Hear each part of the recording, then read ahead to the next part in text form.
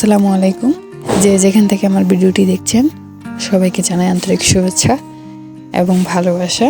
তো আজকে আমি এখানে দুটো বক কেটে কুটে নিয়েছি, ধুয়ে নিয়েছি। বকের মাংস রান্না করব নারিকেল বাটা দিয়ে। তো আমি এখানে শুরুতে কড়াইতে তেল গরম করে পেঁয়াজটাকে ভালোভাবে নেড়ে পরপর মশলাগুলো দিয়ে ভালো করে কষিয়ে নেব। তো শুরুতে আমি আসলে খেয়াল করিনি ভিডিওটির মোবাইলটা যেখানে সেট করেছি মোবাইলের একটা ছায়া ভিডিওর মধ্যে পড়তেছে। তো পরবর্তীতে ভিডিওর আলোটা খুব ক্লিয়ারলি বোঝা যাবে। তো এই সাময়িক সমস্যার জন্য আগেই ক্ষমা চেয়ে নিচ্ছি। তারপরে এখানে আমি একের পর এক বাটা মশলাগুলো দিয়ে দিব। হালকা একটু পানি দিলাম যাতে মশলাটা পুড়ে না যায়। মশলার যে একটা ফ্লেভার আছে সুন্দর, এই ফ্লেভারটা ভালো করে পেতে হলে এটাকে পুড়তে দেওয়া যাবে না। তো এখানে আমি এখন দিয়ে দিলাম হলুদের গুঁড়ো পরিমাণ মতো, তারপর দিয়ে দিব মরিচের গুঁড়ো, এবং আমি জিরার বাটা ইউজ করি না, জিরাটা আমি গুঁড়াই দিই। তো গুঁড়ো জিরা আগে দিয়ে দিয়েছি বাটা মশলার সাথে। এখন আমি মশলাগুলোকে ভালো করে কষিয়ে এখানে টমেটোটা দিয়ে দিয়েছি যেন টমেটোটা গলে যায় এবং স্বাদটা গ্রেভিটার মধ্যে চলে আসে। তারপরে আমি এখানে আরও একটু পানি দিয়ে দিলাম। মশলাটাকে কোনোভাবে পুড়তে দেওয়া যাবে না। আমরা অনেকে কী করি, তেলের মধ্যে মশলাটাকে কষাতে গিয়ে তেলের মধ্যে যে মশলাটা পুড়ে পুড়ে একটা ফ্লেভার চলে যায় বা তিতে হয়ে যায়, সেটা আর খেয়াল করি না।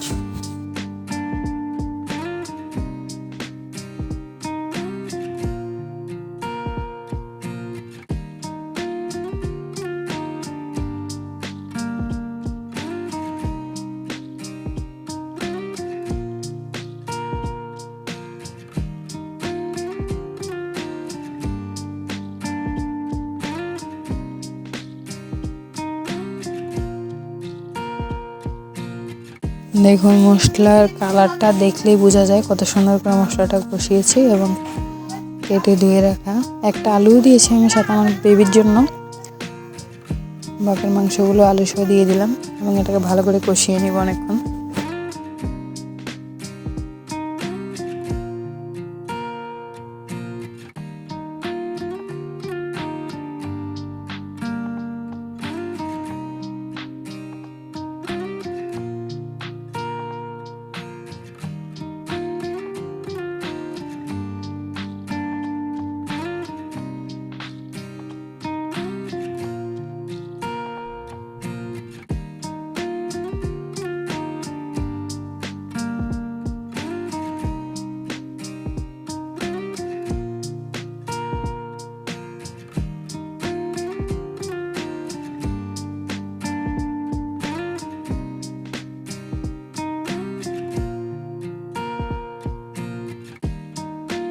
তো আমি বকের মাংসের সাথে দেওয়ার জন্য তাজা একটা নারিকেল ভেঙে অল্প একটু নারিকেল বেটে নিয়েছি পরিমাণ মতো আর কি। তার সাথে বাটা নারিকেলটা আমি এখানে দিয়ে দিলাম।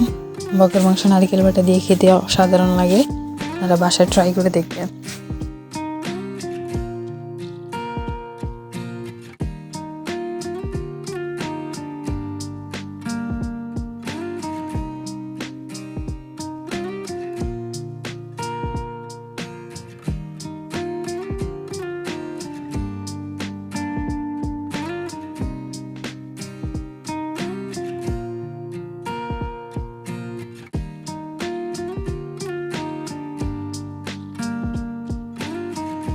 দেখুন মশলা এবং মাংস ভালোভাবে কষানো হয়ে গেছে। এখন আমি ঝোলের জন্য পানি দিব। এখানে মাংসটাও সিদ্ধ হয়ে যাবে এবং খুব মাখো মাখো করে অল্প একটু ঝোল রাখবো।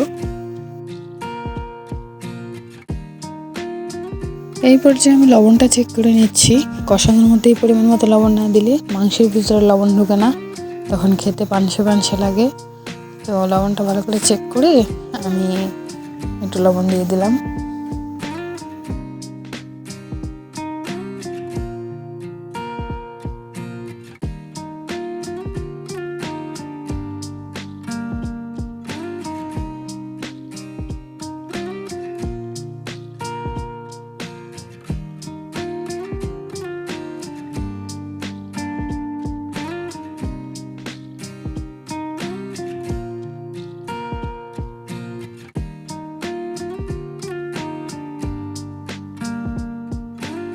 এই পর্যায়ে 10-15 মিনিট রান্নার পরে এই দেখুন রান্নার কালারটা জাস্ট অসাধারণ হয়েছে দেখতে এবং আমার রান্না প্রায় শেষের দিকে। তো ধন্যবাদ সবাইকে এতক্ষণ ধরে ধৈর্য ধরে দেখার জন্য। সবাই খুব ভালো থাকবেন, সুস্থ থাকবেন এবং আমার চ্যানেলটি সাবস্ক্রাইব করে দিবেন। ধন্যবাদ।